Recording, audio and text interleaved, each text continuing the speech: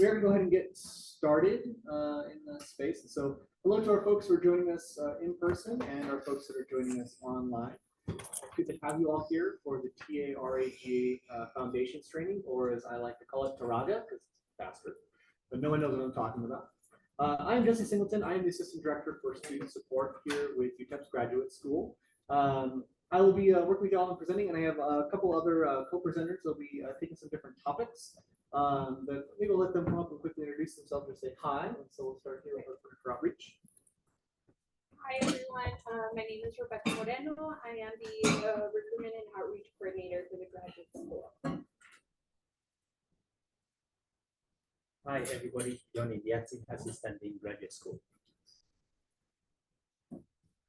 And then in our digital space, Elizabeth Biney, who is our doctoral assistant that is helping us keep track of our digital people and keeping us honest there. And so if you have questions throughout the session, please feel free to drop them in the chat, or folks in person raise your hand, let us know about that.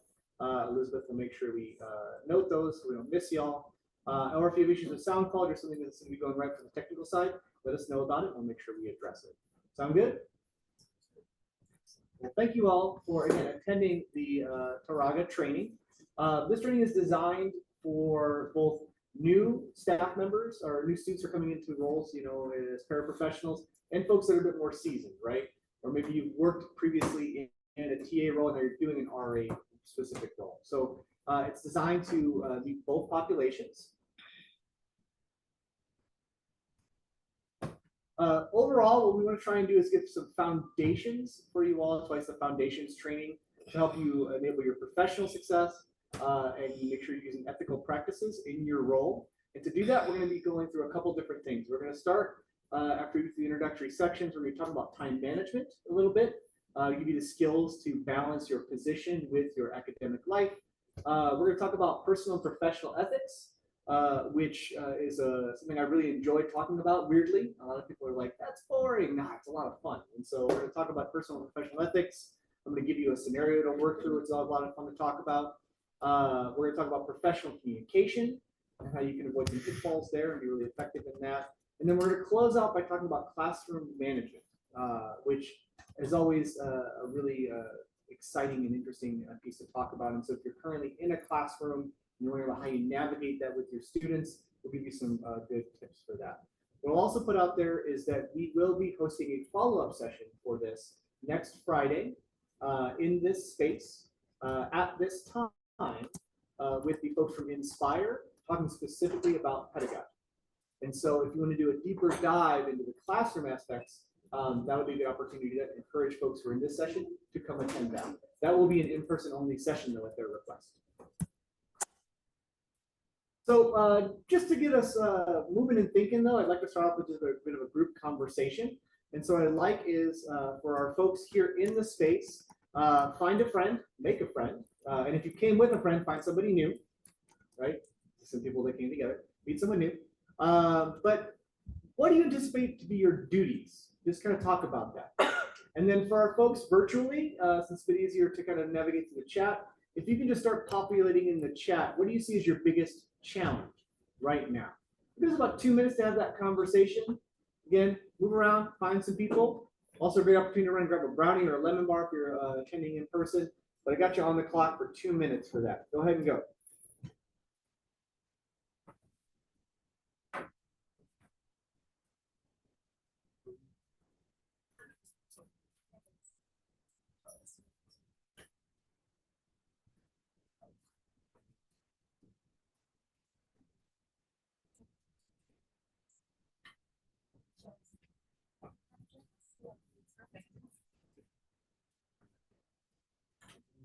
Okay, we have a name and numbers and we want to quickly.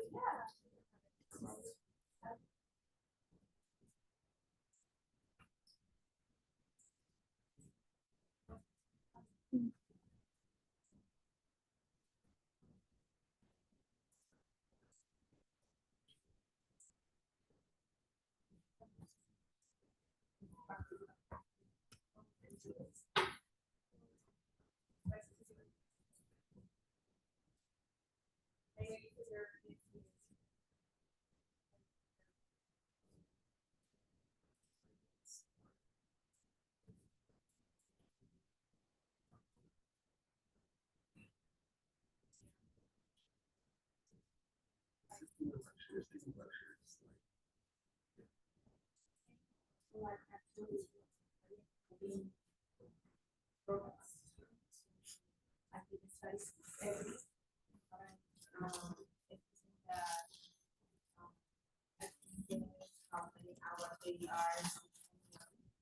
with the test group also, well, we identify market problems that were more difficult for the students. Email a student that needs Sometimes the other side, classes, something like that. somebody tried to find Tell us. students or assist the student if they have to focus on interest. And also track those classes that require some stuff and also make sure the time and override information. All right, so that's about 2 minutes. First time like that, let's work. Oh, really? All right. It's like, So our folks in the room, let's bring it back. Shout it out. What did you talk about? What are the duties you anticipate in these roles that you're coming into? And for our folks, you guys shout it out so people online can hear you. It's where we are practicing an actual classroom. You're going to be a TA skill. You're going to be able to project. Make sure people in the background can hear you. So what did you talk about? What are your duties? What do you anticipate? The answer is none. We have no duties. Got you. We won't be doing anything at all. Come on. Great. Yes. So we had to grade, so grading, Grading. and then, so, track the students, so Tracking those at-risk students, identified at-risk students, prepare lectures sometimes, so labs, identify what is the main problem that the student have, when solving some assignments, emailing the students if they miss, and support the instructor, whatever that they want. Gotcha. So I hear a lot of like management, admin, support the students, be there to assist. That's a TA role, yeah? Yeah. Excellent. Thank you. Yep, those are all good ones. Other things we expect. Do we have any RAs, GAs? So what are some of your anticipated role responsibilities? I think performance is a big publications, documentation,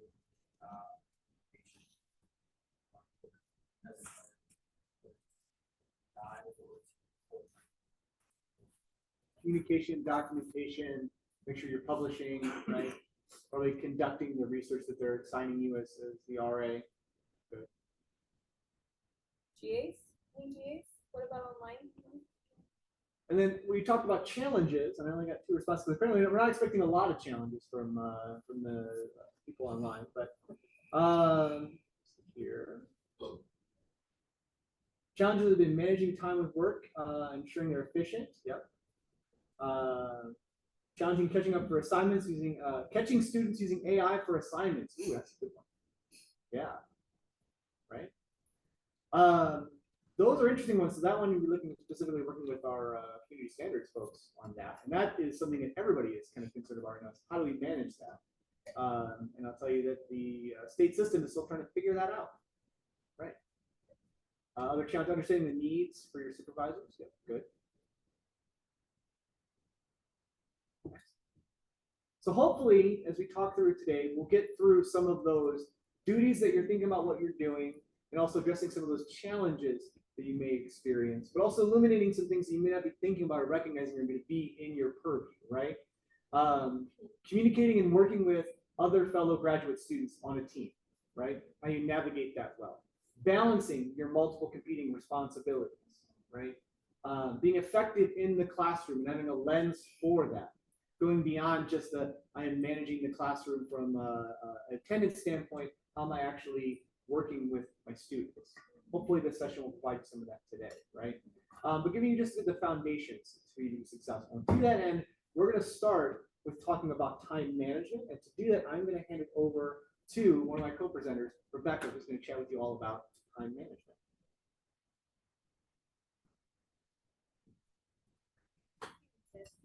Okay, so we'll be talking about time management. Very important, right? So I know we have somebody in the chat said one of the most difficult things is balancing our time at work and then our time as a student as well, right? So prioritizing personal and professional well-being. So we have to identify time management strategies at work. It's very important to ask for help. I know it's really hard sometimes to admit that you're struggling, or you might feel like, I see somebody else doing really well, why am I not succeeding, right? Why can't I balance all these things? So it's okay, ask for help. And communicate clearly professionally at all levels. This is very important, right? So even though you're struggling, you want to be able to tell someone what it is you need, right? I know somebody also put in the chat how to communicate what our supervisors need. So we need to be able to ask those questions. Okay, so I know we all hear about work-life balance, but how about work-life integration? Anybody familiar with this term? Yeah, a few of us. Okay, perfect. So work-life integration is not so much of work-life balance is very like, okay, I'm at school, I do things at school, and then I go home and I do things at work, right? I mean, at home. Work-life integration is less focus on dividing those two and more focus on best time for a task, right? So for example, I was a teaching assistant as well during my graduate program. I worked for the College of Business. I was a marketing TA. So for the College of Business, I was working in the morning and then I would go to my classes in the evening, which I was not used to because before I used to go to class all day and then after I would do work, right? So now I had to adjust and figure out what's the best time to do my homework, what's the best time to hang out with my friends, right? So this is more of an integration. I like this diagram here because you can see that your daily activities are part of the whole and they're not compartmentalized. So like I was saying, like we often think when I'm at home, I'm just you know, I'm a mom, I'm a daughter, I'm this, I'm that, right? And that's all you think about yourself at home. But no, at home you're also a student because you have to do homework, right? If you're working from home, sometimes I did during COVID, I was still a TA at home. So you have to think of that. What are all the hats you're wearing all day, all the time? And then it also minimizes the sense of competing responsibilities where sometimes you might feel guilty that you're placing too much emphasis or too much time on one thing. So this is kind of helps you find when and where you can do each of these things you have to do. So some of the prioritization strategies that you can use to kind of identify how do I keep this integration, right? One of the first ones we'll talk about is Covey's matrix. So this is a quadrant. How many of you write like to-do lists? Yeah. So this is another form kind of to view a to-do list. If instead of a list, you'll do a quadrant here, as you can see.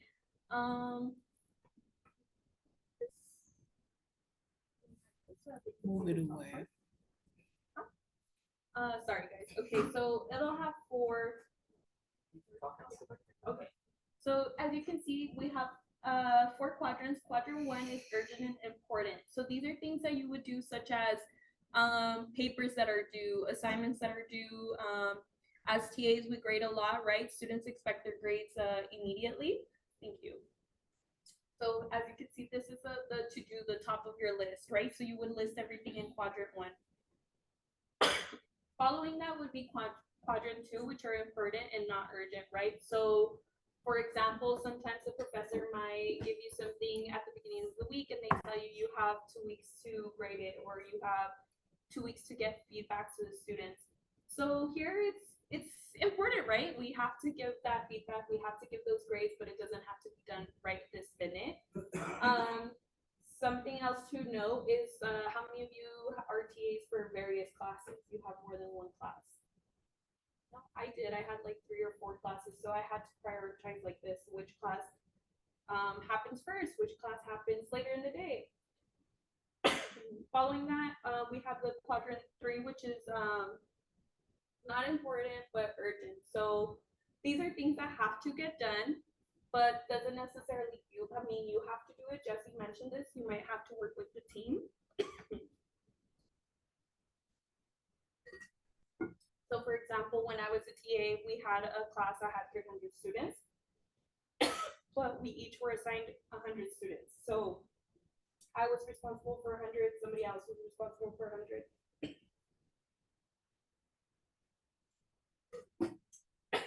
Sorry.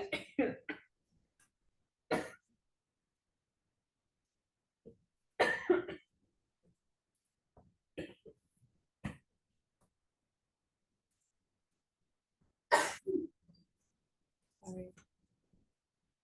All right, I'm gonna step in on time management. Rebecca is recovering a bit from a cold and a hard time.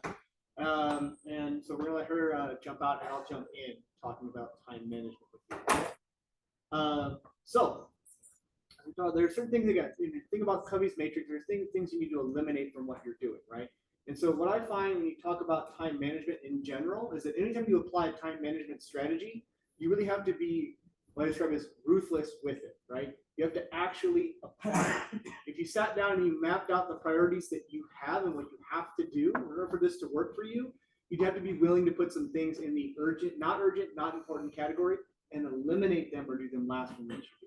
If you think about how you use your time right now, I'm sure there are things that you do on a regular basis, right? And you're like, actually, it's not a good use of my time. It's not essential for me, right? How many times have we been stressed out, not really feeling the task in front of us of an academic task, and instead we open up our phone and we start scrolling through Instagram or TikTok, right? I will have those moments where I'll be working in my office. I'll tell my boss who's right over there. I'll be working through it. It's just this task is pulling me down in the moment. I'm having a hard time engaging with it. And my inclination is I'm going to pull out my device and scroll for a bit and try to figure out where I'm at mentally, right? I have to eliminate those distractions to be effective and make sure I'm doing my job, right? There's a lot of things like that you might find, right? There are also things that I would describe sometimes as the non-productive tasks that make you feel productive, right? The things you do that give you the illusion of productivity, right? It used to be one of my favorite ones that I would do when I was struggling a bit, or I would feel overwhelmed. I would start organizing the inbox in my email, right? Moving emails around, deleting emails, things like that, trying to get towards inbox zero, all that stuff like that. Reality is, I'd be wasting my time doing that though, right? Did I actually achieve anything productive through that? No. But did I feel productive? Yes. And so through Covey's matrix, you can start to figure out what is actually productive. Jump back in, or you want to keep going? Yes. All right, Rebecca's back. Work. I talked about the urgent and important. I'm sorry, the not urgent. Okay, sorry guys, like Jesse said, I've been sick the whole week and this is the end of it, but it's not going to go away. We went over quadrant 4, right? Okay. So a next strategy we can talk about is the method, which is most important task. So like we mentioned, some of us have to-do lists, but we always try to identify the ones that are most important. This task has you start your morning by picking 3 things that we have to do that are most important. They're most urgent, most impactful to your goals. Obviously, we still have a to-do list, right? We don't have only 3 things on our mind. We have a lot, but the top 3. So for example, can you give me 3 things right now, or like top 2 things that you woke up today and you're like, I have to do today? Okay. Okay, so completing your grading, right? And especially because it's Friday, a lot of students are probably waiting for grades for Monday, right? So something to note here for these top 3 goals, you have to take into account the difficulty, the duration, and the complexity of your task, right? So for example, we talked about grading. Is this something you just are going to start today or something you've been working on all week, right? Because like I mentioned, there was a class where I had 100 students that I had to complete grades for. Do you guys really think I could complete 100 student grades by the end of one day? Probably not, right? So this might not be on my top 3 goals for today. You'll also have to be challenging, right? We don't want to make it too easy where it's like, oh, write 1 email, right? No, we have to be realistic, something that is going to impact your to-do list. As well as set deadlines, right? So For example, we have all day. Do we really have all day? No. I work from 10 to 2, so I have to complete my first task by 10 a.m., my second task by 2 p.m., and my other task by, I don't know, lunch, right?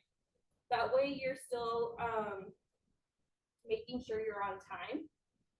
Also, it helps to have your goals visible, whether it be a sticky note on your computer, whether it be on your agenda, on your phone somewhere.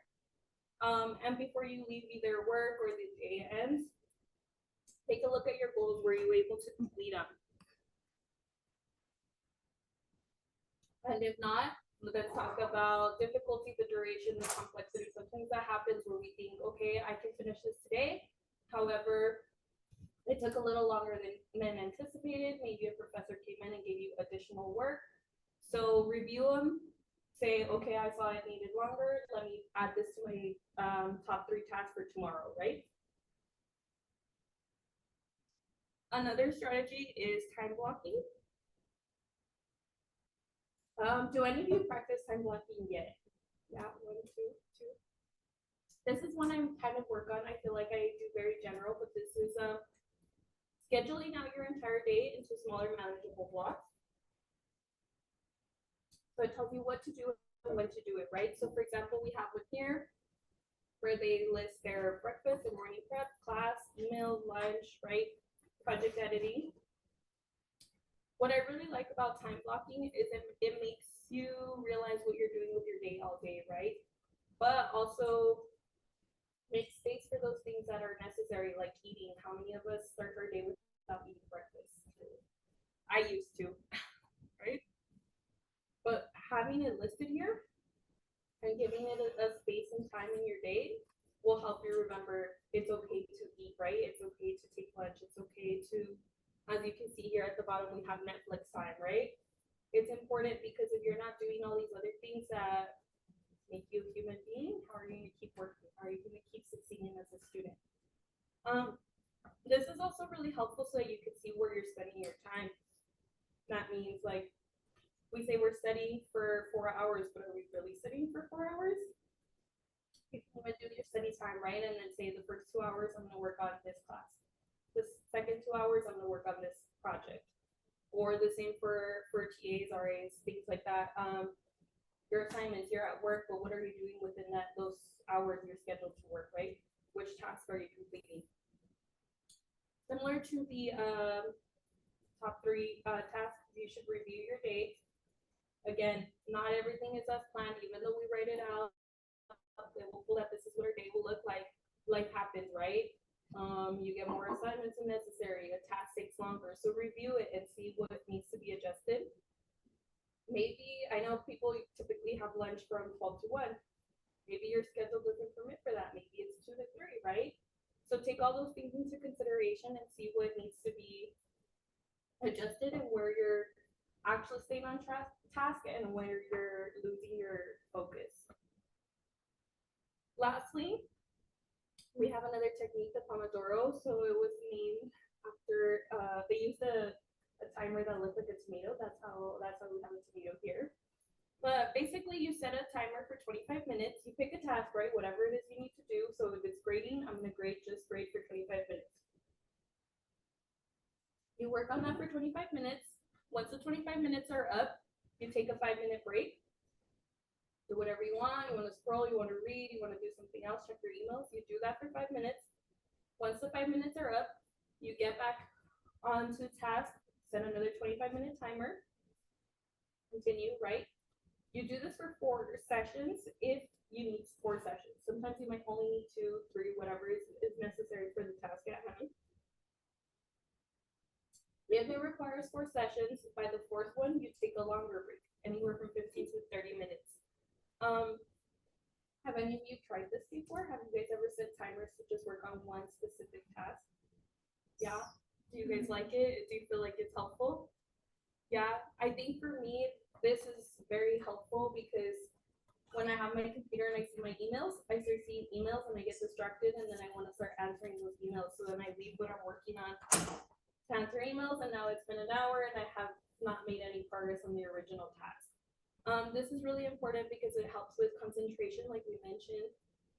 We're always checking our phones as well, right? It improves productivity because, like I said, now you're just focusing on one thing instead of 5 things at once. And it reduces burnout because then you don't get discouraged that, I said this was on my top 3 goals for today. I haven't done any progress in it. And then you get discouraged. So this is a really helpful technique. I encourage you guys to do it. Like I mentioned, say you finish your task in 2 Pomodoro sessions. You can then pick another task and then move on, and again set the 25-minute timer, 5-minute break, 25 minutes, and then a 15-30-minute break. Okay. So these are just a couple of techniques that you can use to manage your time, either at work and life as a whole, whatever you guys feel like you need some time. Oh, and lastly, just stress management really quick. I know it's really hard. Like we said, we're balancing many parts of our lives, but it's really important to get some sleep, eat healthy. I know we talk about this a lot and we're like, no, I can stay up till 1 a.m. But it really does make a difference when you guys set a bedtime that you follow. Diet is very important. What we eat, what we put in our body, even though you're eating, what's the quality of food you're eating? That matters. Connecting with others, whether it be other people in your office. I was a TA, we had a shared workspace. And to this day, they're still some of my best friends. So make sure you talk to others, take time to relax. Like I mentioned, you don't always have to be working. You don't always have to be doing something. Plan ahead, try some meditation or some mindful activities that still stimulate your brain, but they don't feel like work. And of course, use our CAPS resources, okay? Excuse me, what are CAPS resources? So those are like the mental health counseling, all the different services we have. You can check out their website and you can see the different services they offer. Yeah, and they're free to grad students, so that's really useful. I used the counseling during COVID time. CAPS is an acronym for Counseling and Psychological Services. It's the office on campus that does all of those services for you. And a really great point about that is, again, by paying your fees, you're entitled to those services, right? And you will not always be in a situation where you're entitled to counseling services and other support services, right? Utilize those because you're already paying for it for your fees, right? Excellent. Thank you, Rebecca.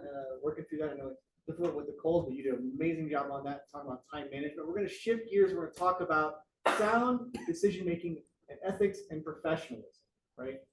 And maybe you've had someone talk about ethics in the past, maybe you've not, maybe you're sitting there thinking, why do I have to have a conversation about ethics, right? I'm an upstanding person, I would never make the wrong decision. And I hope and believe that is true for the folks in the room and the folks who are joining us online.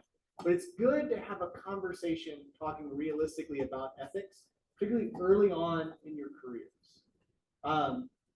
Just this morning, I was reading an article on Inside Higher Education that a prominent neuroscientist has been found to be fabricating their data and images for their research for decades, right? There was an inquiry into all of their research and found multiple instances of this individual fabricating their research, right? There are instances where college presidents have been found to plagiarize their speeches at commencement and having to deal with the fallout of that. There are instances where college presidents, someone went back through their research and found plagiarism in their dissertation, and they've had to step down from that president's position, right? Now, there are layers to those conversations. What I'll tell you is there are issues of ethics in all of those situations. At some point, that person faced an ethical dilemma, and they went left instead of right. And they're much more murky than we think, right? When you think about it in the abstract, you read that story about the neuroscientist, and you say, that would never be me. But at some point, that person was confronted with a choice, right? And they made a decision. And so how do we move through that to keep you from being the person that Jesse reads about in Inside Higher Ed, about fabricating research or lifting portions of commencement speech because you're under a gun and you are at that point the president of an institution, which I hope for you all, you get to those big time levels where you have that kind of prominence. But then the spotlight's on, right? It all starts from just the root thinking about ethical decision making. And I want to talk with you a bit about that today. So I'm going to start off by defining that a little bit because folks don't always know the definitions and what that means. And understanding that as a core concept is important, right? And so we think about ethics. When I sit here and talk to you about ethics, Those are moral principles that governs a person's or a group's behavior, right? A person or a group's behavior, right? Your decisions are based on appropriate ethical principles, character traits, and personal values. So when someone sits down and talks about ethics, they're talking about those moral principles for the group or the person. And there can be conflict between the moral principles of a person and a group, right? And that is what creates ethical conundrums. Now that's different than your values. Your values are your personal beliefs or ideals that are important to you specifically, right? They influence your behaviors, your attitudes, your decision-making, but they're intensely personal. And they come from the people around you, how you were raised, the context of where you were raised, right? That doesn't necessarily mean that where you were raised and your parents and what they impart to you will be your values. Sometimes there's a conflict there that pushes you in a very different direction. And there is some push and pull there, right? But whatever your contexts are, that creates those values in one way or another. Professionalism is how you conduct yourself in the workplace, right?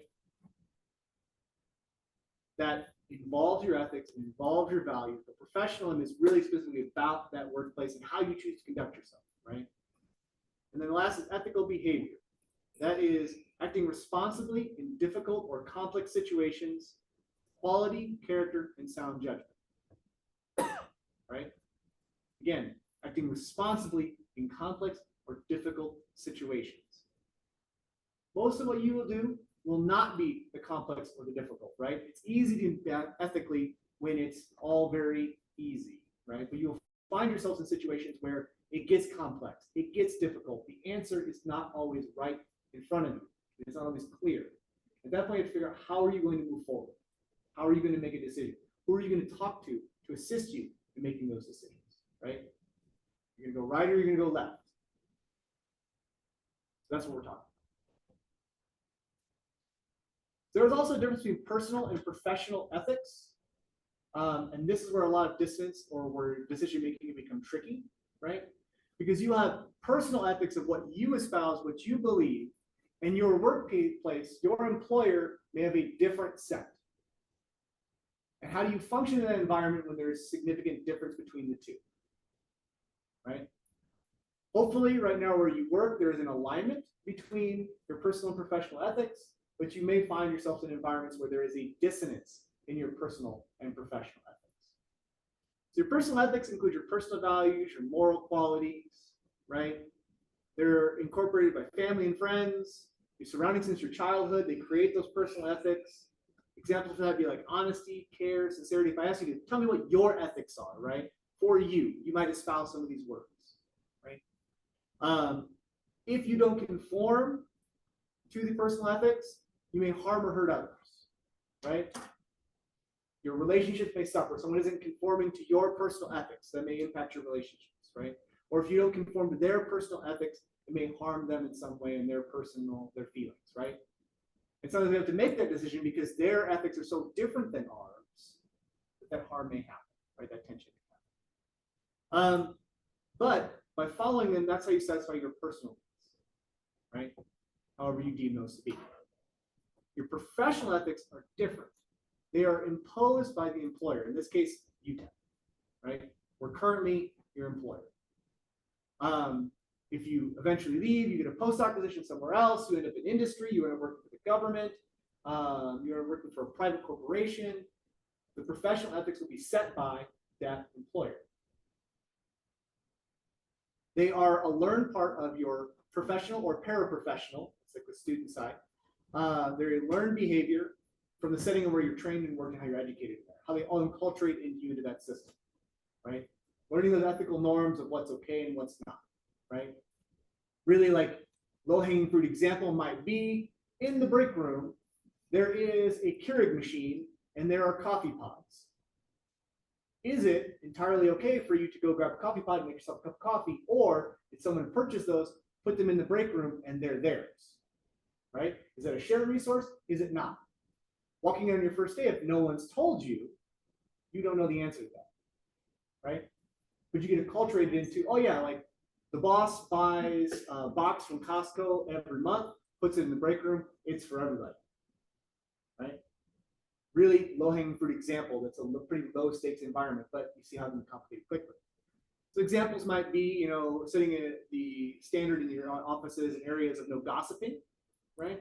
Prevent drama, maintaining good time management as an ethic, punctuality, and defining what that means. Is punctuality means showing up as the meeting starts or 5 minutes before the meeting starts, right? Is punctuality arriving 5 minutes late? Probably not, right? Confidentiality, right? How that's navigated with where you're at, and transparency and the push and pull between the two. If you don't adhere to the professional ethics of your organization, it harms your professional reputation and can even result in the loss of that position, right? To a certain point. Your professional needs are satisfied by following those. What I'll tell you about personal and professional ethics, and this is the key kind of thinking about all of this, is that if you're ever in a situation where there is such a divergence between your personal and professional ethics, you're going to have to make a decision on your longevity in that profession, in that role, in that department. What I'll tell you, in my experience, 15 years working in higher ed, my general experience is that if you reach that point where there's such a push and pull that you don't feel like you can espouse the professional ethics of wherever you're working, it's time to work somewhere else. And that is okay. Right?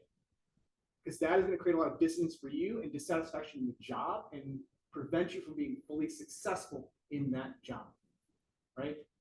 If you come into work one day and there is an announcement, maybe you're working at a business, a corporate entity, and they make a big announcement about something on a cultural issue, and you take a big stance on the other side of that issue, how are you going to navigate that? And is that something you're willing to accept, or is that a deal breaker? That is something you have to think about. And that is the push and pull between personal and professional ethics. Make sense? And I'm sure there are a couple of issues in your mind right now. When I say that, something is popping into your mind. I don't have to reference it and tell you there's a million of them right now happening in our country, in our world, that you're going to pop into like, that's, yeah, if my employer went this direction, I have to see the door. Right? That is okay. Because that is your personal ethics. Make sense? Mostly? So moving from just defining ethics in the personal and professional, we're talking about how you actually go through the process of making an ethical decision, right? Because sometimes we don't really closely examine this, right? We get presented with a scenario, we just move, right? We go right, we go left. But what is the process we should actually follow to make sure we're making a good ethical decision, right? We don't submit research that is fabricated in that moment, right? We don't, under stress, lift a section from someone else's speech, right? How do we navigate that? So, a couple of questions you ask yourself, and again, they're pretty basic, right? First, is it legal or is it permissible for me to do this? Whatever I'm doing, right? Are you violating university policies or civil laws, right? There's anything legal and permissible. There's certain things that they're legal, but not really permissible, right? Your organization is not okay with that. You have to know those things. The first question you're asking, legal and permissible. Is it equitable, right? Is it fair to everyone involved in the short and the long term? Is it considered a win-win? It's hard. And how will you feel about the decision, right? How would you feel if it was on the front page of a newspaper? Now, newspapers have to exist still for that to be a thing, because print media is done. But let's say this gets broadcasted on social media or something like that, or it becomes news, talked about.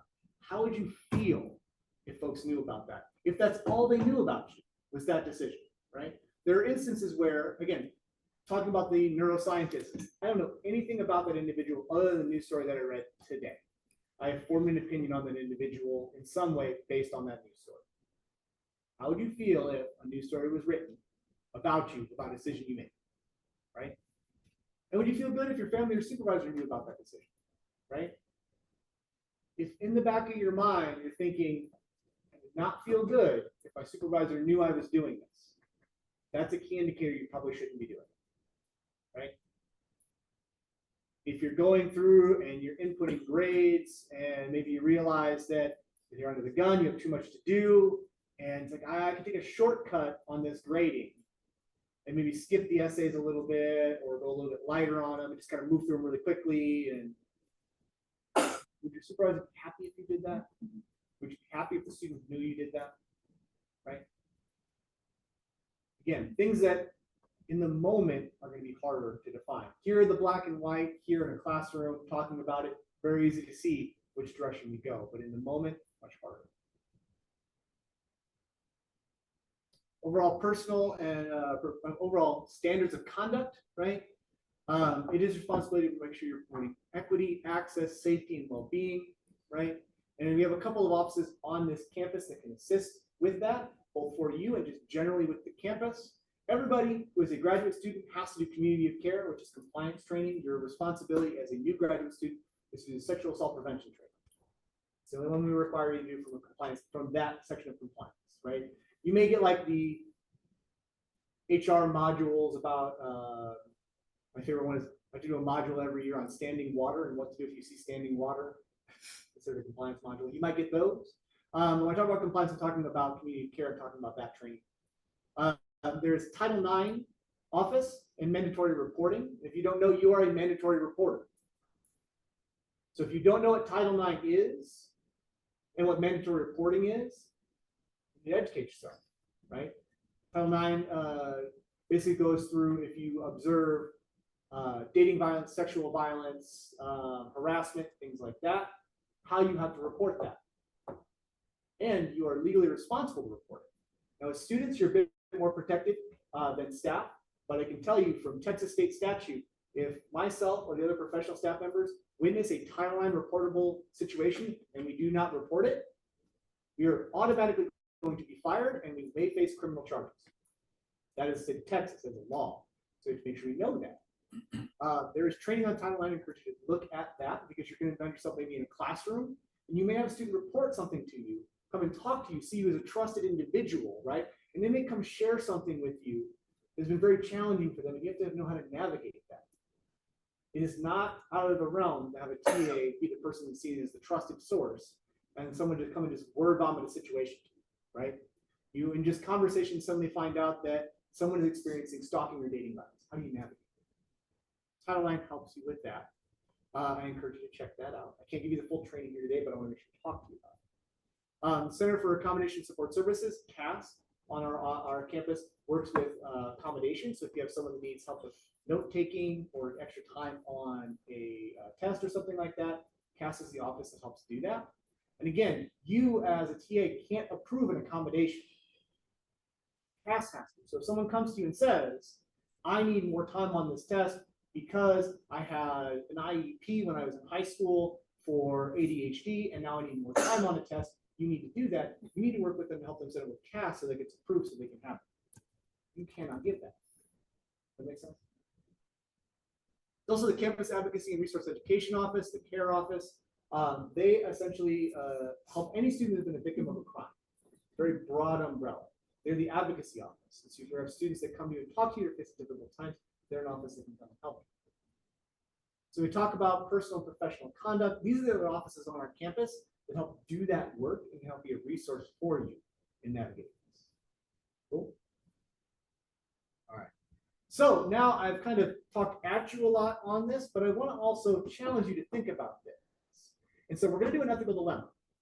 And for our folks online, what I will do here in a minute is I will put you all in a separate chat group so you can talk about this. And then the folks here in the room, I'll have you pair up and talk about it, and then we'll share back your thoughts, right? And I wrote a pretty grounded, real situation, right? I could have gone to the ethical dilemma of stealing bread to feed your family, from starving, right? We're not going to go that route. We're going to talk about really in the academic environment, something you may experience, okay? I'll read this, then I'll put us on a timer, we'll talk about it. So, ethical dilemma is, paying for a graduate education can be challenging. To help offset the costs, you've been hoping to get a position with your program as a GA, TA, or an RA. Unfortunately, your department is not hiring this semester. However, they did provide several recommendations for programs that have traditionally hired students from your program. Happens at our institution. After checking into it, you find there's a TA position with program X that sounds interesting and in an RA position with program Y that has some crossover with your intended research. Looking over the position description, you find yourself more interested in the RA position with program Y, and you decide to apply for both positions, but there's no guarantee you're going to get either. You're excited when both programs reach out and schedule you for an interview. Both meetings go well, and you like the potential supervisors you could end up with working for in both positions. Your delight, program X moves very quickly through the process and offers you a position as a TA. You happily accept the verbal offer and are told you will have a contract to sign in about 2 weeks once all steps have been processed with human resources. 1 week later, you receive a call from program Y about the RA position. They apologize for the delay and ask if you'd be interested in taking a second interview. Do you? There's no option C. You got to pick A or B. In your groups, I want you to pick A or B.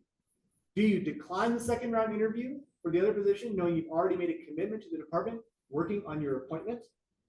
Or B, do you accept the second round interview for the position that better fits your area of interest for research, knowing that if offered the position, the department will have a difficult time filling your role before the start of the year?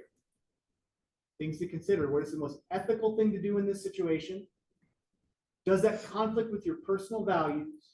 And what conflicts might stop you from making an ethically justifiable choice here? So get in small groups, chat through this. I'll give you about 5 minutes to talk about this. All right, so everyone's back. Thank you for rejoining us, our digital people. And so I just want to get a sense where we stood or where we fell on this issue. So I'm asking people online to do this first, and then we'll take stock people in the room. Just put in the chat. Did you pick A or B? Not any explanation, anything else, A or B. Dump it in the chat. And then for my people in the room, if you picked if option A is what you would go with, raise your hand. 3, 4, 5, 6. 6 people are in A. Option B is 2. All right. Elizabeth, where are we at for the people online, A or B? A. Mostly A. Any B's? No, no B's. No B's. All right. So my folks that pick B, why B? B is you're going to go ahead and take the second round interview. Tell me about that. Alright. I'm picking the second round interview because it's not actually, even though it's not guaranteed, I like to see my options without because it fits. I like it. Even though, let's say I like the role, I like what I want to do, but then even though I made it was a verbal offer, right? I haven't signed a contract. I don't have like a quick but with my personal values, I say if like by faith of word, like, oh, I like to stick to it. But this would be it's a second round interview. It's not you're not taking away the position with the first one. You're just seeing what the second round interview is. Then you can make a decision. You're maintaining flexibility, seeing what you have on the table, and you've only verbally accepted, you haven't signed anything. Yeah. Okay, fair enough.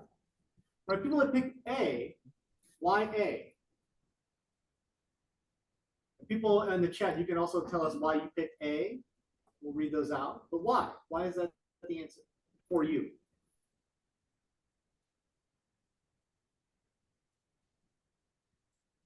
I just picked A because? Because we already accepted the position, so we have ethics. We had to respect the work and the opportunity that the department or company gave us. So the other ones is not sure that we are going to get it fit together. But that is something that we says, but in the reality, we really want the second position because also depends how much courses you are going to work on. Yeah. Okay, how much studies you are going to have. You have to think, and we already mentioned it, that we have also to take care about the other part of our life, so get a balance. And so we have also to think about that. In the reality, depends, I think.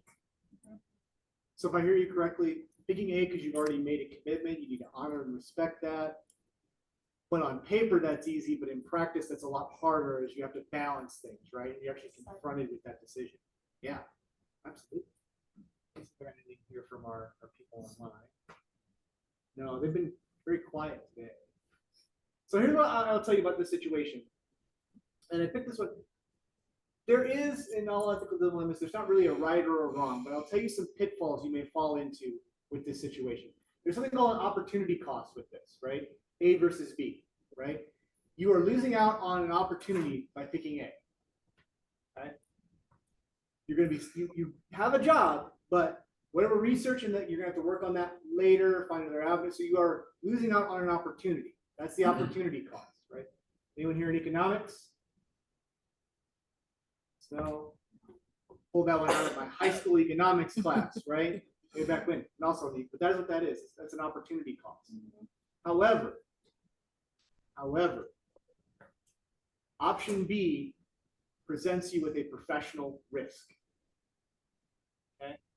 Depending on your profession and how they choose to navigate it, and the people that have offered you the job on the first end, they have the potential to get you in some hot water with Group B. Example I'll use. When I first started working in higher ed, I worked for an institution in Wisconsin, right? And the associate director there had a very, defined things very black and white in all of their decision making, right? A good professional, but a bit rigid.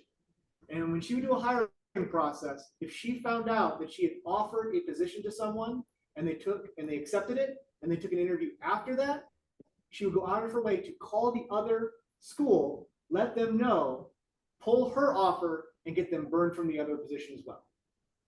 I watched her do this to people. Is that ethical? I would say no, right? You're doing professional harm to someone else. But could it happen? Yes. There's a professional risk, right? And if you're working on a small university department area, right? And Department X has covered you a verbal offer, and you interview with our Department Y. If Department X finds out about it, will they be upset with you? Have you burned a bridge? They may not mess with your other position, but they may never look at you again, right? So you have to be weighing those when you're thinking about making those decisions. There are real world consequences for that. Now, ways that you might be able to navigate that, right? And so I said there's no option C, right? Well, I'm going to give you an option C, right? You are a student and you are trying to find the best opportunity that works for you. What I would say in this situation, if I was giving you an option C, would be to go to the person that's offered you a position and have an honest and frank dialogue about the situation. I'm really excited for the TA role. I appreciate you offering it to me. I just got called back about an RA position with the other department. It's highly related to my research. Would you be okay with me taking the interview? Right? And if they say, if they're a good professional, I'm going to tell you right now, if they're a good professional, they're going to say, go on ahead. Right? They want you to be successful as a student. If they're a good professional, they're going to tell you that. If they say no, that's also an indication of how they might work with you. And you got to make some decisions about how you want to move forward. But that transparency piece will demonstrate your high ethical standards. It'll give you an opportunity to test the employer, and you get permission to go do the interview you want to do so that you can move forward and take the option that works best for you. Does that make sense? Right? So I wanted to push us into this artificial A or B to get us thinking about it. But I would tell you, that's C, right? That's how you actually navigate. Excuse me, what is the probability that the institution or the department give an answer like that? It says, yeah, go ahead. Yeah, and also how we are going to be considered if we email them. So Right. they will be said, no, this person is not secure that they are going to be here. So they Yeah. probably they are going to change their mind, you know? So that is some also a people- risk. Everything has a risk. Yeah. I would not email that conversation. I would have that conversation. Go talk to them. And this is also where I get that personal and professional ethics piece, right? If I go in to talk to that department, I got that great vibe, right? So you're excited to work with the supervisor. If you go in to talk to them, you say, hey, like, this is my situation. I wanted to get your 2 cents on this. Like, I'd really be excited for the TA role, but I really am looking more to be a researcher. What do you think, right? If they're offended by that, that is what you call a canary in the coal mine for your working relationship with that person. And then you have to make a decision, right? When people show you who they are, you have to make a decision. And there's, again, not a right or a wrong. You might decide like, okay, I appreciate you sharing with me. I won't take the interview. That's all right. But then you also know how you have to navigate conversations in the future. You might need to be more guarded versus vulnerable, right? Yes. I would also say that because you knew you were searching for two positions during the interview, you could bring it up then and let them know, hey, I'm also currently seeking an RA position with this department. Yeah. I'll keep you updated on that process, but it is another opportunity. That way they know that if they choose you, come with that risk already that they might lose you. So that's another way of approaching it. Interesting way to, yeah, not a bad idea. You can also do that on the offer phase. Yeah. Let them know, like, I'm interested, that's really great. I have some time to think about it, or I need to communicate with another offer and see, and give me some time, right? All ways that you could approach that. Excellent. All right, I appreciate you thinking about that. I am going to transition now. We've talked about ethics. I'll make sure I give time for John. We're going to now change over to talking about communication, and then we'll move forward with our next section.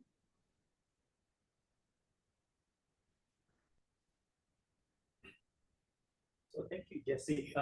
Just before I transition to communication, I just wanted to go back very quickly to Rebecca's session on time management. And I wanted to reiterate that we don't just talk about this for the work you do here. I mean, I'm sure you've gone through some interviews here and there, and you'll agree with me that most employers will want you to demonstrate to them how well you manage your time, how you prioritize activities, and so on. So the methods she shared with you here, I would really encourage you to try them, in your regular work, in your lab, and so on, and see how they work for you. Because whenever you talk about time management and how you prioritize things, you want to talk about things that you practice, that you've internalized and understand how they work. So very quickly, communication. Just finished talking to you about ethics, professionalism, and so on. And some of these things, communication actually finds its way into the things he just talked to you about. How you communicate with people, how you react to messages, how you receive bad news, and how does that affect your relationship with the people you're working with. As TAs, RAs, and so on, we work for different people, we work with different groups. Those of us who go into classes to teach, you have students whom you interact with. How do you expect them to communicate with you? Whenever you're getting back to them, how are you connecting with them? What are some of the things you're sharing with them that make them feel that you are the kind of person they are comfortable to work with? Very quickly, the essence of communication always is for you to pass your communication or story or grievance to the other person, and them understanding exactly what you are passing across to them, and vice versa. Whenever I, as your supervisor, communicate with you, my expectation is I am clear enough for you to understand what I'm saying, and that you will follow through with what I'm communicating with you. Different types of communication, verbal communication. This is the most common, like what we are doing here right now, conversing with you. Phone calls, we do place phone calls to our friends, to our supervisors, students, and so on. Video chats and presentations. For instance, if you're going into a conference to make a presentation, what kind of communication are you going to adopt? And we will see, we'll talk through those as we go. Written communication, emails. Nowadays, an email has become almost an official way of communicating. Sorry, I think I'm catching up. No, please don't. Yeah, emails have become almost a standard official way of communicating, even organizational policy. I have received so many invitations through emails to do things that originally would be a written mail that would come to me through the snail, mail method. So whenever you're thinking about emails, you want also to think about whom am I reaching out to with that email. Memos and letters, the official things that we used to do a few years ago. The nonverbal communication, body language, gestures, just like I mentioned to you, How do you receive information? Whenever you receive that information that you think is bad news to you, for instance, you are preparing to defend your thesis in November, and you are ready to graduate in December, and then you go into a meeting with your supervisor next week, and they tell you, unfortunately, we are not ready. I don't think this is possible. We have to think about May graduation. How do you react to that kind of information? And what will it mean going forward for your relationship with that supervisor? Those are some of the things you need to think about. Nowadays, sign language is a mainstream medium of communication in organizations, in meetings, in media houses everywhere. And that is an area where you will find that in. Ingredients of communication, what makes communication effective?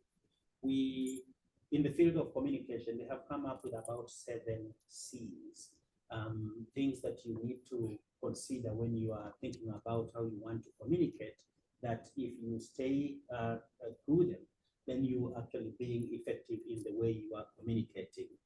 Completeness, are you addressing the issues you wanted to address in that communication in detail as much as possible? Conciseness, are you up to the point, or are you going into things that don't make sense, that shouldn't be in that communication?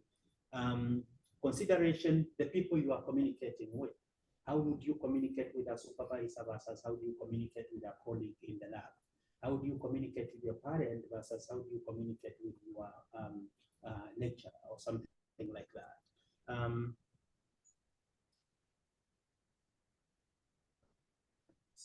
Clarity. I was just worried that the people online may not see that.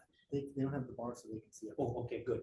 Clarity. You want to be as clear as possible. Use clear language. Don't be very high level with a lot of vocabularies that are maybe discipline specific, yet you are communicating with people who have nothing to do with the discipline you are in. If I am a physicist and I'm communicating with a general audience out there, I want to try and stay away from that common language that is only shared among people in my physics department. I want to use a language that is understood by people across. Correctness, if you are sharing any information or data, you want to make sure you're picking the right information to share with people. Why? Because people will be making decisions based on the information you've given. And if you are giving them wrong information, then guess what? Wrong decisions are going to be made, and it will end up hurting so many people beyond what you would have imagined. Courtesy, always, regardless of whom you are communicating with, you always want to invite them to be happy to listen to you, to read through your email, to hear about your grievances. And the only way to do that is to make sure you're using a language that is accommodating, that is allowing people to connect with you. Correctness, again, facts, recheck. After you finish writing that email, don't just jump on an email, type in, hit submit, and go. Once you finish writing your email, please go back and look through it. Read sentence by sentence. Be sure your spellings are correct. Be sure the facts you are sharing are correct. If there is any sentence you feel is not right, go back and correct it and before you send it. So I want to take a pause here for a minute and ask you to either take a picture of this screen here, because I'll have a small exercise for you in a minute, and we will need to go back to the 7 C's to do that. Either take a picture of it or write them down very quickly for me.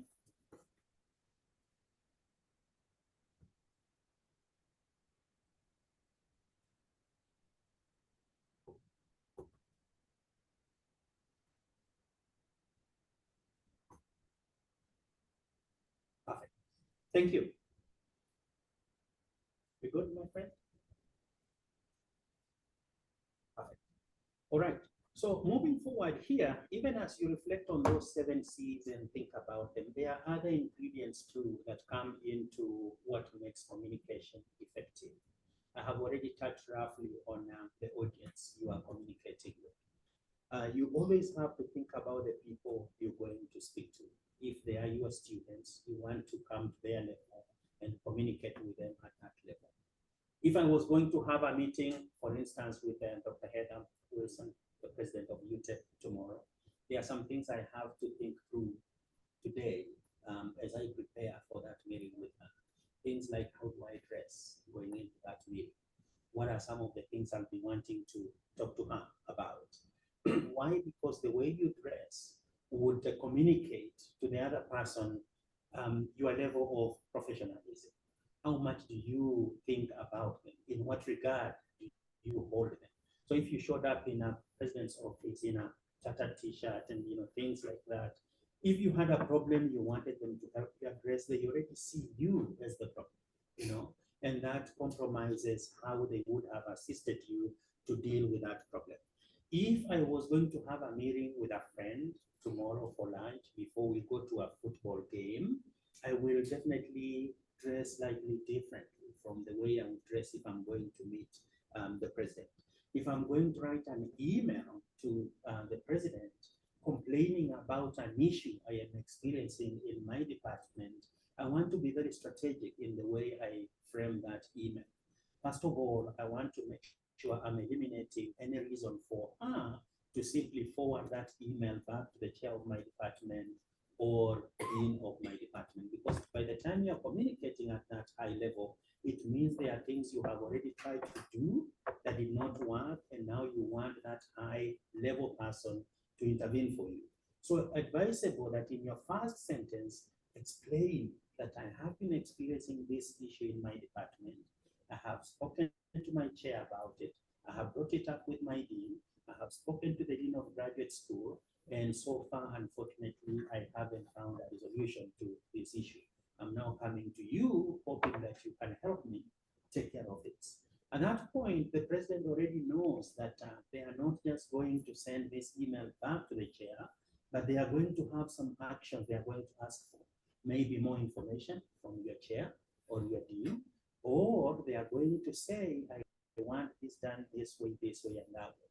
And that's how you end up getting a resolution for your issue quickly than if you are just to write, I need your help, I need to meet with you tomorrow to discuss about something.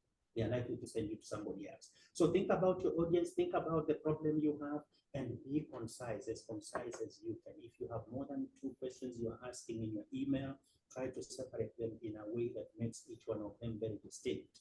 If you can tie those 2 together and become one problem, do so. Lastly, don't hesitate to ask for clarification. If I am giving you instructions as my employee and I want you to execute a certain program for me, and there are details you have missed in my communication, it does not harm you coming back to ask, I am sorry, I think I missed some things in your communication. Can you explain this to me?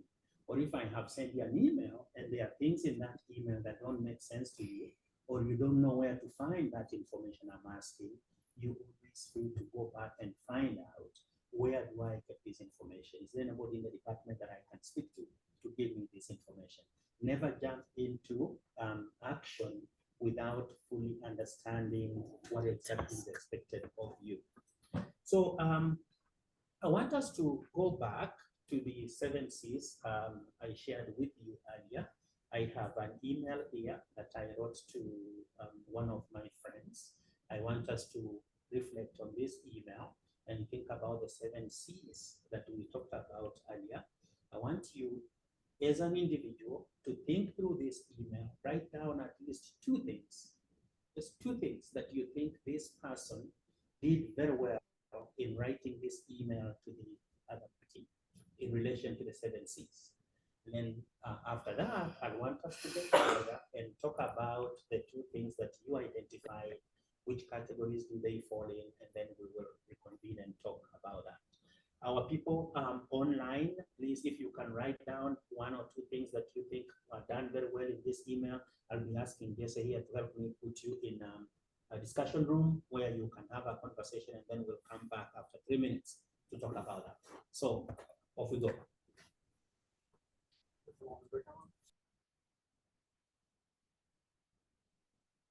All right. Thank you. So let me hear from you. Our 2 friends here, anything that came up that stood out in the email for you in relation to our 7 C's?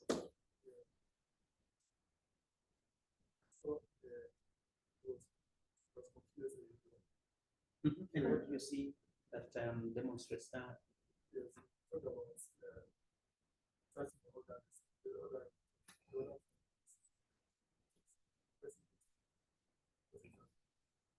Mhm. That's respectful.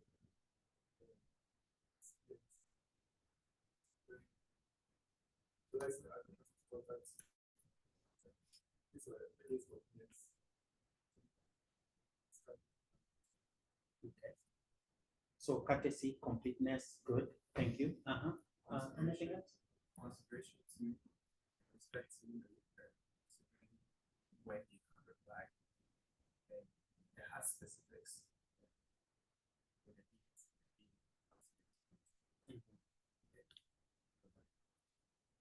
Good timelines, very clearly defined, good. Our friends here? I think that it's a very effective message. We found that we agree in courtesy, it's a very respectful message, and concise. Yeah, very concise, to the point, Yes. Speak up, we can't hear you. Clear, compassion, Perfect, good. Our friends online, anything in the chat? Nothing yet. Our friends online, feel free to drop anything in the chat. So yeah, even as they do that, it's very clear. The email is so well done. It has a heading which clearly tells the reader what this person is addressing themselves to. So immediately I get into my mailbox, I can see there is an order that I need to be attending myself to. Timelines, as we have said, very clearly spelled, and they are not demanding that it has to be on Wednesday. They are courteously reminding you that, you know, we are hoping this will be done on Wednesday. But just in case there will be any problems, we will be willing to communicate again with you. And then look at the salutation, dear Dr. Levine, respectfully, you know, being courteous, and even the signature, full names as well. So whenever you think about communicating, think in terms of this. Whom are you reaching out to? What are some of the things you need to include in your communication that will make it easier for the person to understand and get back to you? So as we continue to wait for our friends online, let's move on here, because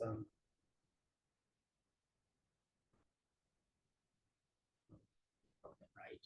So even as we talk about effective communication, we always anticipate there could be things that will, you know, come into play and probably interfere with the way we expect to communicate. One of those things would easily be physical, you know, things like office space. Where are you in relation to the person you want to communicate with?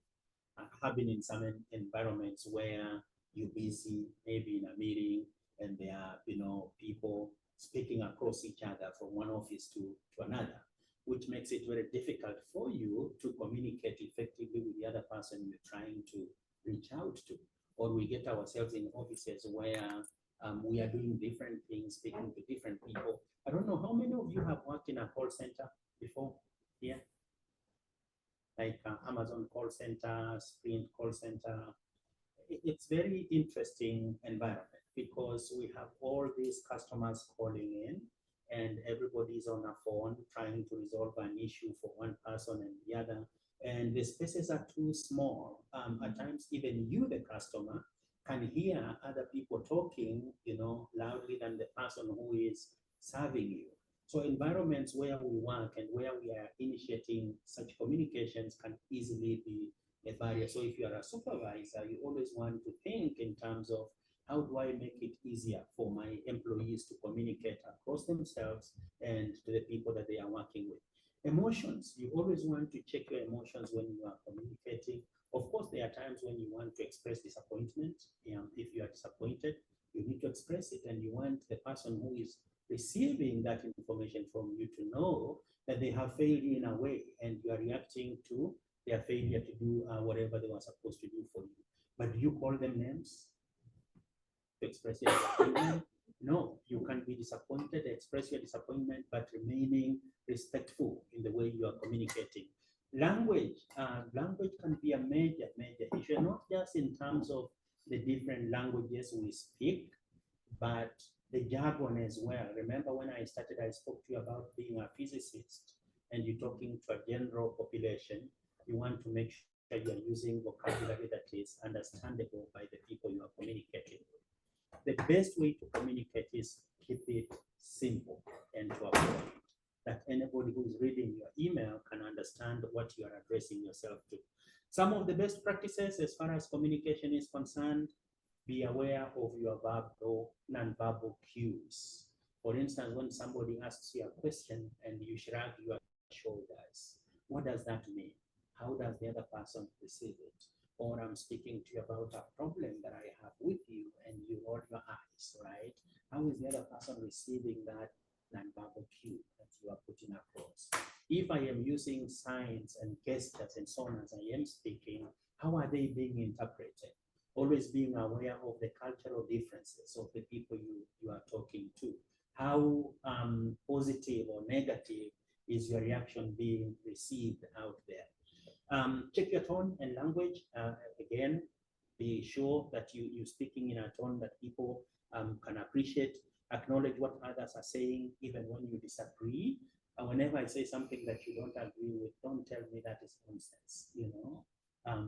Tell me, I see where you are coming from, but I think I have a different perspective, or I respectfully disagree with what you are saying because consider this, you know, so that you're making it clear to me that you are not with me in my thinking, you know, but you still appreciate that I have actually thought about something that I have shared with you. Proofread and edit, we already talked about that. Anything you write, make sure you go back and look at it to be sure it is communicating what you intended. Be an active listener and reader. Whenever you are in a forum, in a meeting, and people are speaking, don't go on your phone and start playing on your phone. Even if you have a text message that is important for you to reply to, don't do it there. It is better for you to excuse yourself, walk out, reply to a text message, and then come back. Or don't start speaking to your neighbor when somebody else is on the floor or have the mic speaking to you. A reader, active reader, whenever you're reading a communication to you, be sure you're reading through each sentence actively, understanding clearly what is this person asking of me. I have seen situations where I send out a communication expecting answer ABC, but then I get XYZ, you know, and then you ask yourself, what are they really talking about? That's not what I was asking for. And the problem with those things is they end up wasting your time and the other person's time. If you just took 2-3 more minutes to read through your email before you send it out, you may end up saving a time worth of a whole day. So moving here very quickly, I'm trying to run through because of time here. I have another case for you that I want us to consider as well, going back to our going back to our 7 C's. I have another email that I wrote this morning to a friend. I want you to read through it, reflect on our 7 C's, and share with us again what you think about this email in relation to the 7 C's in comparison to the other email we already read. Absolutely, thank you so much. Whenever you are communicating with anybody, just like we've said, and students are very important, they are very sensitive people. You want to make sure you're keeping them closer to you so that you can understand what challenges are they facing and what can you do to help them be successful. So you don't want to take assumptions, just like she has said, don't assume the way you always communicate with your peers is the same way you will communicate with your students. Courtesy, she just mentioned. Do you see any courtesy in this email? Nothing, right? They didn't even address it to anybody, you know. Their signature, KFD, who is KFD? You know. Absolutely nothing. Anything else? They're all caps, like you're shouting at them, you're screaming at them.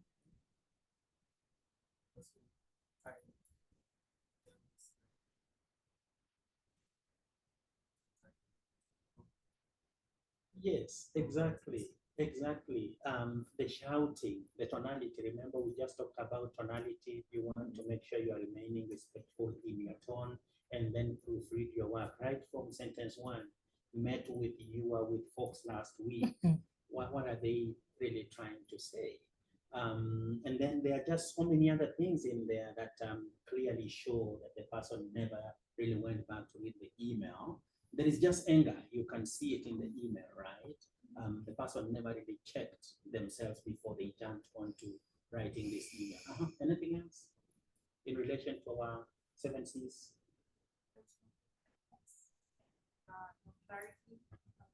Yeah, what is he asking for? You know, whenever you read this email, if I were to receive this email, the first question would be, what is he talking about? You know, so if I were to address that problem, where am I starting? And when you read this email, do you get any feeling that the person they are addressing is aware of what had gone on before this? Do you get that impression? No, they are totally sending it to somebody else who was not involved in whatever happened before, you know. And then look at how he's talking about the employee that he spoke to in that company. Yes, you are angry. You are angry that they told you they will do whatever they will do for you. They never did. Is that how you approach? Is that how you describe the people you interacted with in that company? Absolutely not, you know. And then there is just a lot of mixed things in there, you know, talking about I came back from somewhere today, I had gone to some shop somewhere, What has it got to do with what you are asking for here? It just adds to the confusion in the person who is receiving and reading that email from you. So whenever you contrast these two emails, you can clearly see that there is a way you can make your communication very easy and people can attend to you in the best way possible. And there is a way you can make things very difficult for you, because for this second email, if I were reading it, the first thing would be, I need to get back to this person and ask them, what exactly are you talking about? What happened? Can you give me the full story? Then you have to sit down again and rewrite another email explaining to me what happened. And if you are this angry, if I'm going to tell you to explain to me what happened, chances are you will hit the roof even more, right? So that communication will just continue going south, and we may never resolve that problem on time, just because we got it wrong from the beginning. So as TS, as GS, as RAs, we always have a responsibility to ourselves and to the people we work with. If in your class you miss an exam or a deadline that your supervisor wanted you to turn in a project and you miss that deadline, don't just get on an email and say, hello, sir, I missed the deadline yesterday. Can you give me an extension? What happened? Why did you miss the deadline? And what is the ramification for you missing the deadline? Because maybe you wanted to submit this proposal, you know, for funding, and we have a deadline 2 days, and you missed the deadline I wanted you to meet so that you can stay on course for the 2 days deadline. So you need to be clear, explain to me that I had a problem, you know, a family member was taken ill last night and I had to go out and attend to them, and I ended up missing this deadline. Is there any way we can have another 2 days to work this? Is there any ramification for this? So the supervisor can get back to you and explain what really happened. Whenever a student reaches out to you, they have a problem. Don't just tell them, my syllabus is very clear. It says you have to turn in your work at midnight on Saturday. What happened? You need to inquire a little more. Tell the student, I totally understand. You know, this class has policies that we have to live up with. Can you tell me what really happened? Why did you miss this deadline? Let the student give you a little more information, because the students we work with may not be at a professional level like we are. They are still going through that process, and it is your responsibility to grow them up, you know, in the way they reach out and communicate with you. And that's why we do this thing, so that we are looking at both sides of, you know, the coin. Where are we going ourselves as professionals, and how are we helping the people that we work with at that level? I want to stop there and invite Jessica. I have a quick Yes, question. ma'am. Well, so two, how about if you as a TA or RA or GA, you are at the receiving end of this type of email from either your professor or your student? How do you respond to this? So remember we talked about emotions, right? You will receive this email, you will sweat, you know, you will ask yourself, why would a student address me this way, right? But then you have to take a break, think about it, because we all go through different things. We really don't know what the student was going through before they this email. So the best thing is be the adult in the room. Step back and just send a polite email to the student. Tell the student, I have received your email. I am very concerned, you know, with the things you have raised in the email. Would you prefer us to meet and talk about it if a meeting is possible? If a meeting is not possible, explain to them that I never understood what exactly the issue is. Can you explain to me what really happened? Whom did you talk to? What did you want? Because the email has not even told you what they really wanted, right? So ask them, what did you want?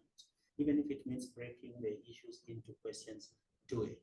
The whole idea is you want to de-escalate the situation. You don't want them to continue, you know, rising up in emotions and so on. You want to bring them back to a level where you can have a conversation. Always be the adult in the room. Thank you. It means you have to calm down first before you write that email. Exactly. The next question I have is, what conversations will be better had in person than maybe an email or a text message or Teams message? For this kind of situation, you mean? For us as GSRA, so in Mhm. relationship first to our students and also to our professors. Okay, so I normally advise that if there are things that you think you will need to have some evidence for, just in case a situation runs out of hand, then communicating via written mode is the best for you. For Okay. instance, if a student missed an exam and they are going to fail a class, you want to make sure you have some written communication that you've had with the student. Because remember, they always have an opportunity to file grievances. And if a grievance comes up, you want to have something that shows that we talked about this. This is the guidance I gave you. I gave you 2 days for you to get back to me. You never did. And that's how we ended up here.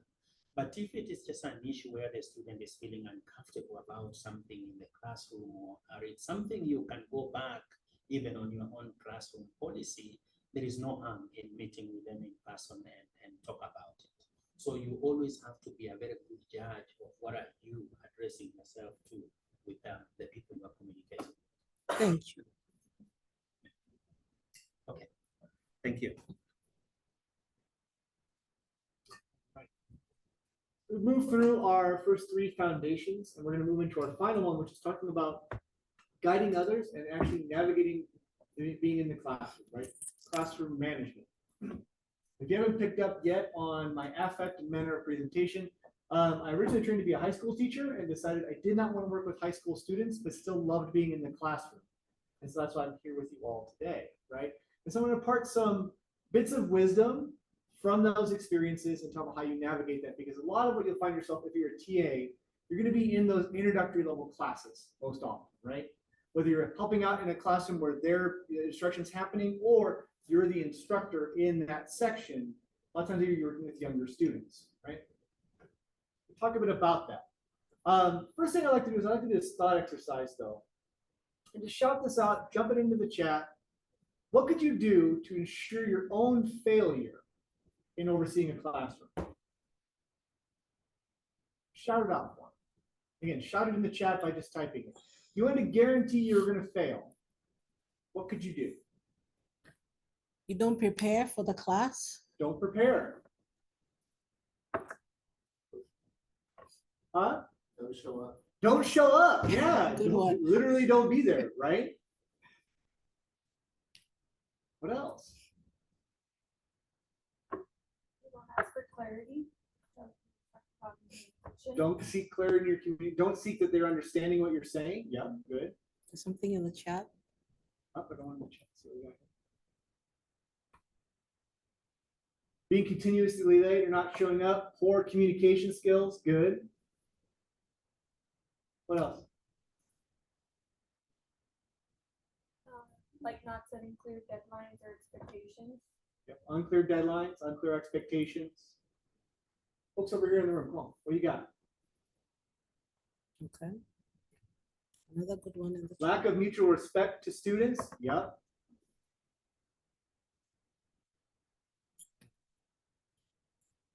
Here's my question with this and why I do this thought exercise. I really like this for a lot of presentations when I talk about topics. When you think about some of these things, I'm sure there might be something in your mind that you're not wanting to say out loud. How many of those things have you directly observed an instructor or another TA doing, or you've done yourself? Right? The reality is we can sometimes recognize self-destructive behaviors and we do it anyway. Or we see other people doing it and we wonder why. Right? So part of the recognition and understanding of how do we move past these things, the timeliness issue, the clarity issue, lack of respect for your students. How do you go about fixing that? And hopefully this brief introductory section will get you thinking about and give you some tools for that. I'd like to start off by giving you just a little bit of student development theory as a foundation for this. And I use my favorite one. I've been using this for the entirety of my career in higher education. That is Marcia Baxter McGold's theory of self-authorship and the learning partnerships model. Now, I like Marcia for a lot of things, but one of it is that Marcia is a more contemporary theorist when it comes to student development. I think is either still practicing or recently retired, right? And one of the few, if only, people studying student development that did a longitudinal study as opposed to a small group of students they researched, got responses on, and they wrote a theory about how students learn, right? And the challenge is most of those student development theories were written a long time ago, and the only people in the room when they did that student development theory were white dudes. That Marcia has a more diverse group and studied them longitudinally across their lives, 20 and 30 years of study to develop this. And that's why I really like it. It's also something that's it's easily understandable and digestible and something that you can start to apply with just a little bit of thinking and reflection in your practice, right? Now, her theory of self-authorship basically focuses on answering a core set of questions. And that's not you answering them, it is the student in the room, right? Her theory basically posits that when they're moving towards self-authorship, right, actualizing themselves, they're going to ask themselves, how do I know something, right? The epistemological question, if you're into philosophy, right? The nature that limits the certainty of knowledge. How do I know, right? They're asking the question, who am I? What sense do they have of themselves in that classroom, in that space? They're going to be constructing this early in their time as students. And then how they relate to others, right? And how they perceive that relationship. All of those things are going to affect your classroom dynamics. That moves to the learning partnerships model that makes a couple of assumptions. First, that knowledge is complex and socially constructed, right?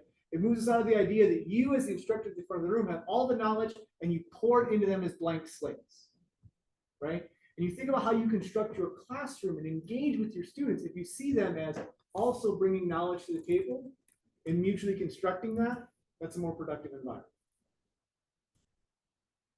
It also posits that self is central to knowledge construction. And so when you are learning something, you have to put yourself into it and see where your lenses apply, right?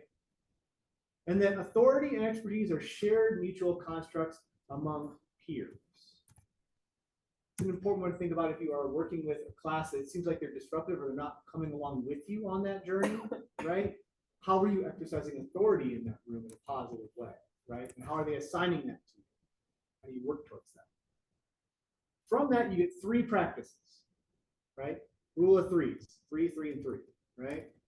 The first is validate their capacity to know.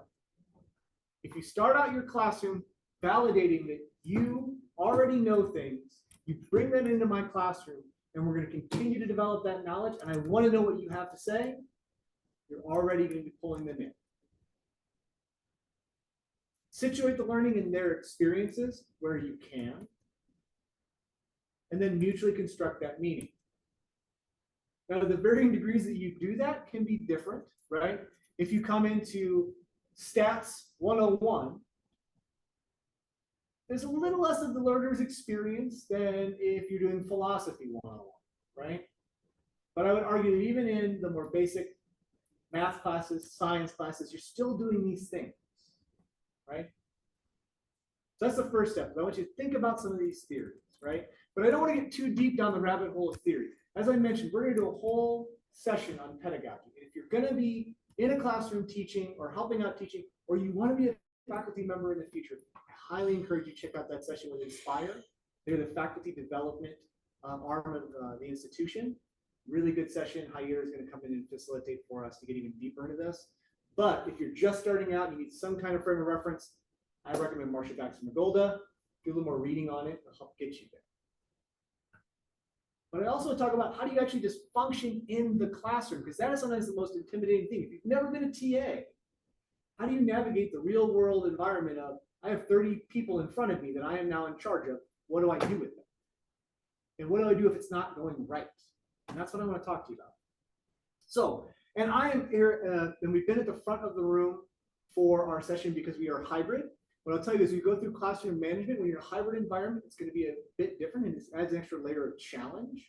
And I'm going to demonstrate a couple of things really quickly. I'm going to step away from the camera for our people online, but I'm going to demonstrate some stuff. The first thing, and the tool in your toolbox when you're working in a classroom, is working on proximity. Because typically, and if I start to lose me on the volume, please let me know for my people online. When I'm not in a hybrid environment, I am never at the front of the room when I do my presentations or my conversations I'm teaching in the classroom. I'm always moving around and talking, and I'm making eye contact and maintaining proximity with the people in my classroom, right? It allows me to create a relationship with them in the classroom, in the conversation, so they feel engaged with the discussion, right? Everybody's getting a little bit of moment of attention. The other thing about that's helpful with proximity, it helps with attention spans, right? If you have someone in the classroom that they're tired that day, that's human, that's okay. You see them starting to get drowsy, you walk over to their area and you talk by them. You don't call out that they're sleepy, right? You don't shame them. You just change your proximity in the room. It changes the dynamic of the whole conversation and dialogue, right? If you have someone that's not paying attention, you see they're off task, you move over in their areas, you move around the space. As much as you have the freedom and ability of movement in your classrooms, if you're not hybrid, try to do that. And if you are hybrid, I can tell you typically in this classroom, when the technology is working how it's supposed to and the microphone is not working today, I have to get IT to come and look at that. I have tested the microphone in this room, and the only space that I can go where you can't hear me is that back corner right over there on the left side. It's the only space. Anywhere else in this room, I've tested. I spent a half an hour in this room walking around and testing that to know where you could hear me when I was in an online environment. I did more tied to the front today because right now, this laptop is my microphone, right? I want to make sure they can hear me, and I want to make sure I'm paying attention to my online people. So I'm maintaining proximity to them. But that's a powerful tool that gets ignored. A lot of times people stay at the front. It also is where you see people tend to get a little bit antsy. They're back and forth. Walk around a little bit more, making natural movements. Also work on stopping the disengagement and off-task behavior by talking with the individuals, pulling them into a conversation instead of creating a power struggle, right? If you see somebody in your space that is on a cell phone during your presentation, they're clearly not paying attention. And it's not just, I went to check a text and I went back to it, right? Or, oh, I got a text, I'm gonna cancel that, right? You know, you see that happen, people got smartwatches. But if you see someone that's actively disengaged in the conversation, right? Don't create a power struggle. Don't be like, excuse me, can you pay attention, please? Right? I've just created an unhealthy dynamic in my classroom, right? Instead, and thank you for playing along with it, I appreciate that. He was not on his cell phone, he's doing good, right? And I'm also not calling anyone who may have been checking their phone in presentation. It's not what we're about today. But if I ask you a question and I genuinely want to bring you in, I don't call attention to it. I said, what do you think about that, right? I bring you into the conversation. I'm engaged with you. That person, there's a reason why they disengage. Don't create a power struggle with that. You guys have a conversation later, offline, right? Talk to the person. Well, offline means out of like not in the front of the classroom, right? Is what I mean by offline. I noticed you get a little bit disengaged. Let's talk about that, right? But that comes from a place of care. And you're gonna have a better time in your classroom, and so will your students, right? But that's hard because your natural inclination is, and I've heard this, and we talked about this a lot in my teacher preparation course, don't smile before December to your students, right? The idea that when you're teaching high school students, you're really dour and you've got to set the tone so they respect you. And then you can start to be a human being around middle of the year. No, garbage. Be a human being, talk to your students, you'll engage with them better. You also don't have an entire year with them, you only got a small amount of time. So build a relationship, right? Be genuine and not sarcastic. Someone has a question, right? If you embarrass people in front of the classroom, they're not going to ask you questions, right? And we like to say there's no dumb questions, but you're going to run against some questions like that's a silly question, right? Don't embarrass people with that, right? Work through that and make sure that the other people you don't know have questions, feel comfortable asking the question. Same thing with, like, again, not embarrassing somebody in the room if you're having an issue. I'm going to move back a little bit, thinking about proximity. I talked about students that may fall asleep in your classroom. This is something that I always like to talk about, and I've seen this happen really negatively in a college classroom. Actually, one of my first experiences in a college classroom, I was in an organizational leadership class. And in the middle of the class, the professor, who I really liked, was an older gentleman. He worked in business for a long time, a lot of really good wisdom to impart, very monotone voice, very soothing. And one time during the class, he stopped. And he started walking up the row, right towards me. And then walked right behind me and berated the student behind me who was sleeping. Do you want to be in this classroom? If you don't want to be in this classroom, you can leave, right? The rest of that lecture, one, that student was not going to hear anything. I was terrified. I was getting in trouble, and I was engaged because I was like, whoa, whoa. He went right past me, like right over my shoulder. Here's what we don't know. Why was that student sleeping? We don't know. Do you have students in your classroom that are having issues at home? Do they have a home and a bed? Are they sleeping in their car? You don't know. Are they from Juarez and they had to get up at 4 a.m. to cross the bridge? There's more going on in their life. So if you have a situation where maybe somebody does fall asleep, use your other tools to keep them engaged, and then check on them from a place of care as opposed to a place of negativity, right? It's going to be powerful. And again, that relates to modeling the good behaviors. Be on time to your class, right? If you're not on time, you can't expect them to be on time. Things will happen, right? You show up a little late, talk to your students about why you were late. Don't make excuses, but share, right? I had one professor early on, good professor, in early math class. There were 2 instances where he didn't show up at all, right? And again, early college students, 15 minutes in, we're all standing around, looking around. We're waiting for this guy to show up. And another faculty member walked past, we're like, excuse me. Like, he's not here. What do we do? And he's like, well, and then some people said, like, if they don't show up for 15 minutes, you're legally allowed to leave. For one, legality has nothing to do with it. You're in a classroom, you can leave anytime you want, right? You're paying for the class. But we asked, like, is it okay? Like, can we like leave if they're not here? And he's like, well, there's no policy about that. But if I was 15 minutes late to a class, I wouldn't expect anyone to be there when I got there, was the faculty member's response. Everybody got up and left, right? The next class, the faculty member approached us and he apologized. He said, I take a lot of medications for pain that I have, and I thought I taught your class. I was in my office. I thought I taught your class, right? A moment of radical honesty with us, so we understood what was going on. Nobody held it against him. It happened twice, right? He told us what was going on, right? But he also made a point of that didn't happen regularly, and he told us what was going on. Every other time he was on time, right? Make sure you're modeling those good behaviors. If you're not on time, you can't expect them to be. If you're disorganized, you don't have your handouts, you haven't tested technology in advance, you can't expect them to do that same thing. If you don't communicate with them through email in a positive way, you can't expect them to do that to you, right? But I'll tell you, I've seen, honestly, some faculty are the biggest offenders for not following standard protocol and politeness related emails. No greetings, no signature, no proofreading, just 2 sentences and send it out the door, right? Please don't be that faculty member someday when you're teaching. Model to your students saying, dear blank. Model John's good communication structure, right? And then create a sign off, right? Model those behaviors. For my part, anytime I sign an email, I sign it Go Miners. I work at UTEP, right? It is not really possible for me to be passive aggressive with Go Miners as my sign off, right? The only time I don't use Go Miners is I'm giving bad news. Because that would seem kind of mean, right? I'm sorry, we can't help you with that. Go Miners.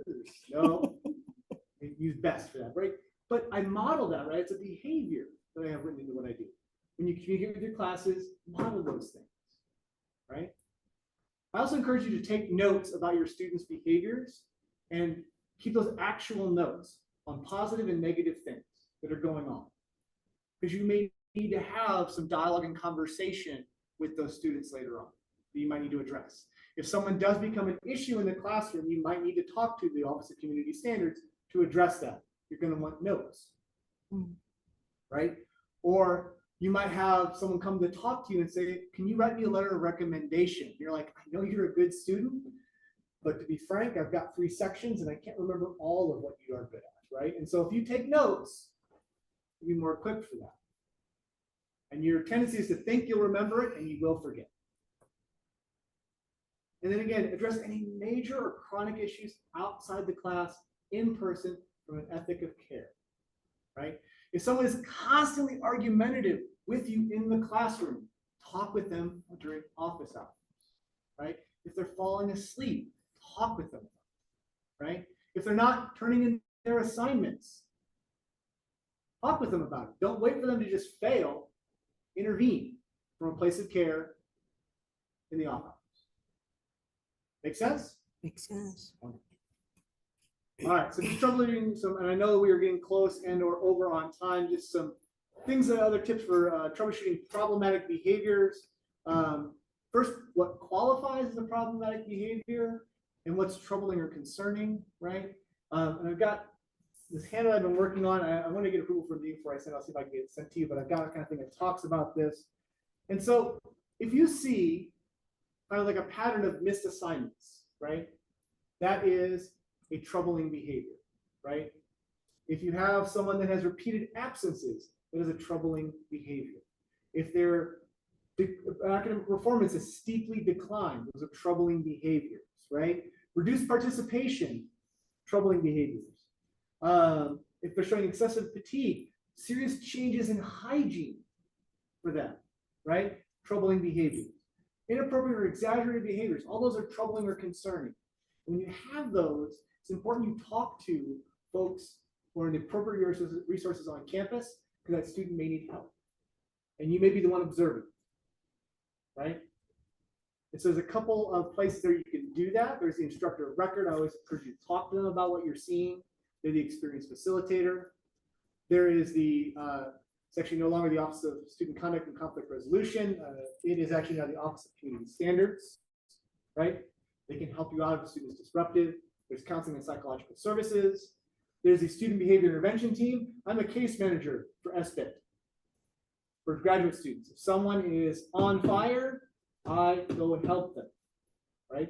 And most often we get those reports from faculty and TAs reporting behaviors in the classroom, right?